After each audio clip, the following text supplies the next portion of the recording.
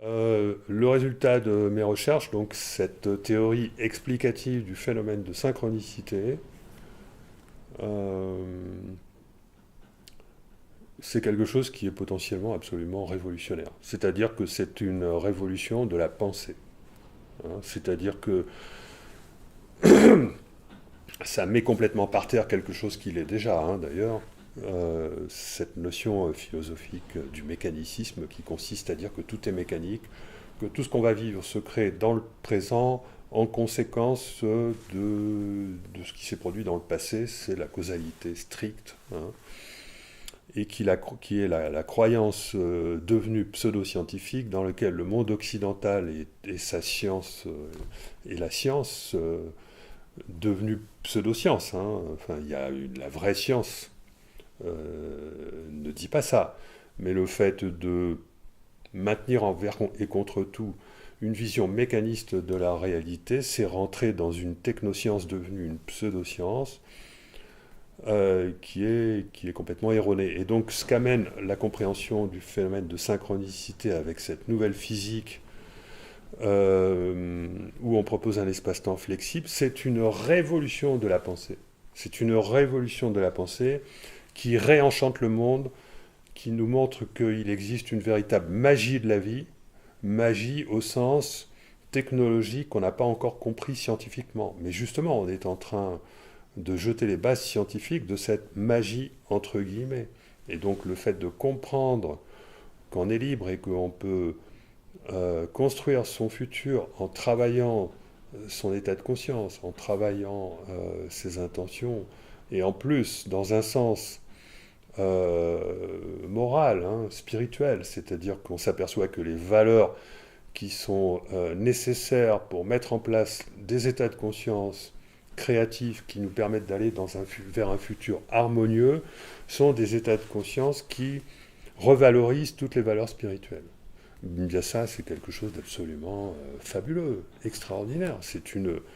C'est un enseignement qui en plus, c'est un enseignement qui concorde, qui se recoupe avec les enseignements de tous les sages de l'histoire, ça se recoupe avec le bouddhisme, ça se recoupe avec le meilleur des messages que les religions ont pu malheureusement déformer pour en faire des systèmes de pouvoir. La religion a récupéré des connaissances qui ont malheureusement été aujourd'hui occultées pour en faire des systèmes de pouvoir.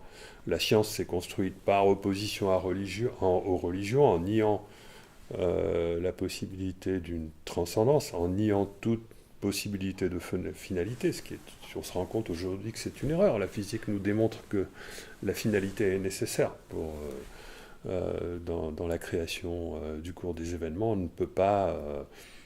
ne peut pas considérer que les choses se créent maintenant. Je veux dire, le futur, ça fait longtemps qu'il s'est mis en place avec une certaine fluidité. Donc c'est quelque chose qui est, pour moi, c'est absolu. Et je suis très fier d'être porteur de ces nouvelles idées. Et d'autres, il y en a d'autres physiciens. On peut aborder ce nouveau paradigme sous différents angles. Mais c'est une révolution absolument extraordinaire qui donne un immense espoir à l'humanité, parce que à partir du moment où ce genre de compréhension du vrai fonctionnement de la réalité arrivera à monter au-dessus de la surface des médias, ça va devenir, ça va tout changer à la surface de la planète. Le 20e siècle, le 21e siècle sera spirituel ou ne sera pas. On va vers un 21e siècle spirituel.